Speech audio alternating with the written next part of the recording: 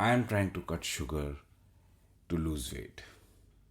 While I try not to grab sweet food items like a cookie, they are hard to resist. It's quite a similar situation to my digital marketing efforts. Now we need to go cookieless to remain compliant with data privacy norms. It's time for marketers to cut the sugar, practice restraint when capturing data, and get lean on tracking. Tech companies like Apple and Google are making sure that happens. Marketers don't have a problem complying with data privacy norms. It's just that they now have to figure out cookieless attribution. In order to succeed, they have to align with new performance measurement methods and make sense of the data. So let's talk about what going cookieless means for marketers. With lean ways of tracking users and measuring performance, what's next?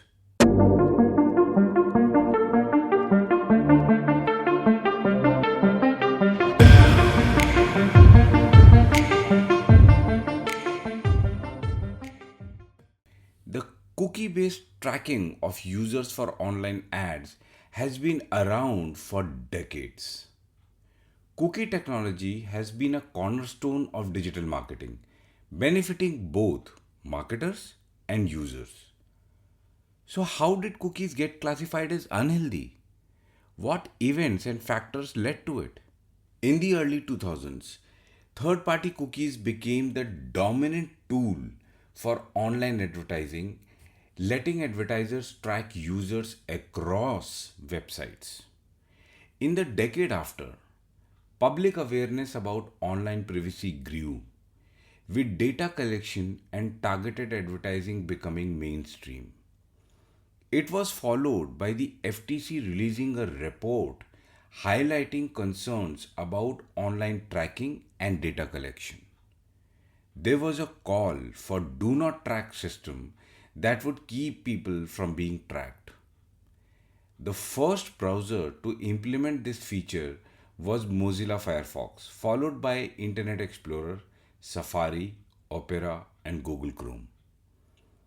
The EU introduced GDPR in the mid 2010s, giving individuals more control over their data.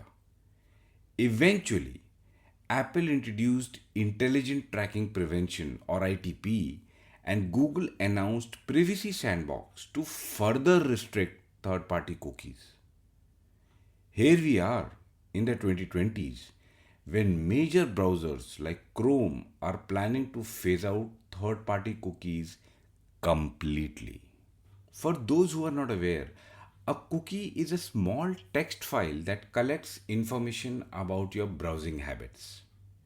Cookies can be necessary for running a site, or they can be used just for analytics or promotion or other digital marketing activities. The problem with cookie based tracking was that it tracked user activity even when the user closed the website that placed the cookie on the device. In addition to this challenge, users could delete cookies from their browsers or block tracking cookies altogether. With various tech devices out there, including laptops, desktops, smartphones, and tablets, it became difficult to track users across all of them. There's usually a short lifespan for cookies, ranging from a few days to a few months. After a cookie expired, it was harder to get accurate data and build a complete profile of the website visitors.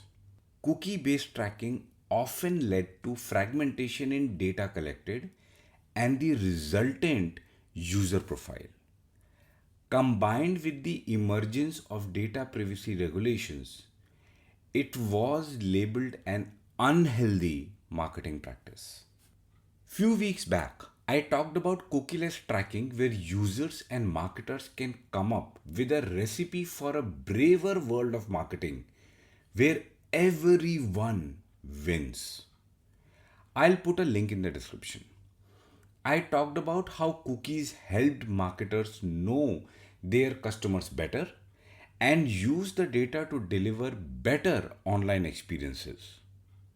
Marketers still have to build customer personas to offer personalized experiences, and customers want to be wowed before they buy. Now, all this has to happen without violating the customer's privacy. The cookieless tracking can help. But how does the cookieless attribution work? Cookieless attribution tracks user interactions and secures conversions with innovative technologies and methodologies. Device fingerprinting and deterministic attribution are two common approaches. Through device fingerprinting, a website can identify every visitor based on the information their browsers pass along. The captured data can include the screen size and resolution of the user's device, fonts used on the device, hardware information like CPU type, graphics card type, and memory, details about the device's network configuration, ISP, and proxy settings, and browser type and OS. You can build visitor profiles using fingerprinting solutions by taking tens of parameters into account without collecting restricted info. Combining these details makes a fingerprint highly unique with a low chance of running into two identical ones. Through deterministic attribution, user actions are directly linked to specific marketing touchpoints using known identifiers like login information or customer IDs. Directly connecting actions to a user's corresponding touchpoints without cookies makes attribution much more reliable. A deterministic cookieless attribution approach aligns with users' preferences while providing marketers with a clear and precise picture of how their campaigns work. While many marketers have heard about cookieless attribution, they don't know how it can benefit their marketing efforts. Cookieless attribution can help you track things more consistently across devices. There are ways to block cookie tracking on certain websites or turn it off altogether. But cookieless attribution uses different methods to collect data more holistically and privately. It can also cut down on wasteful ad spending.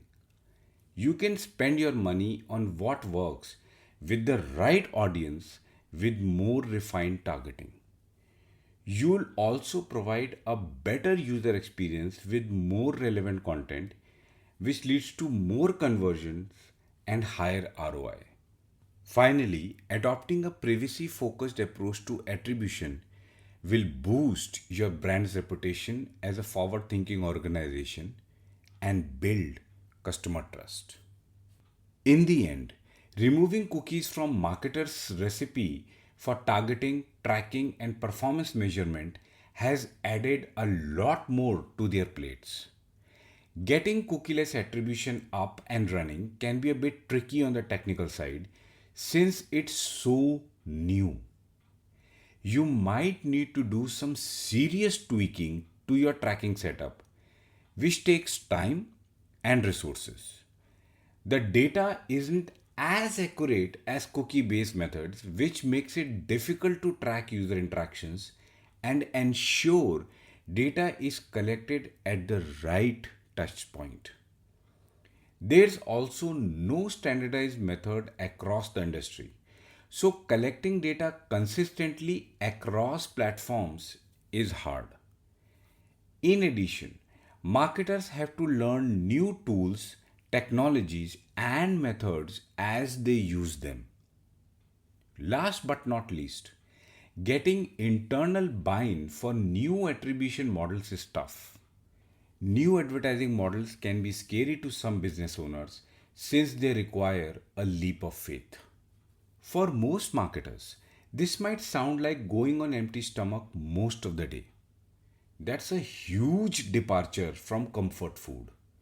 It is about getting used to chewing a lot more and consuming a salad made up of disparate data points, even if it gives you privacy first insights into user behavior. The first step to something that might be a lot to chew is to define a clear use case with expected outcomes. It's helpful to learn tools like GA4 from the perspective of data collection specific to the use case. There's no standardized approach. So you've got to take an exploratory approach. You'll have to do a lot of A B testing to figure this out. It might also require optimizing data collection processes to prioritize first party data for targeting and attribution. There's a chance your in house capabilities are limited or non existent. You could shorten the learning curve and adoption by getting help from specialized agencies. At the end of the day, marketers and business leaders have to accept that this approach to targeting customers without compromising their privacy leads to lean user tracking and building customer trust. In other words, dropping cookies from the marketing plate might have made it even more complex. But cutting down on all that sugar promises a marketing future that can bring compliant user trackability and attribution, developing customized recipes for attribution that align with your business priorities, continuing to deliver targeted and personalized experiences to customers, leaner ad spend, and performance measurement that correlates to organization objectives. Do you use cookieless attribution at your company? What's your experience been like so far?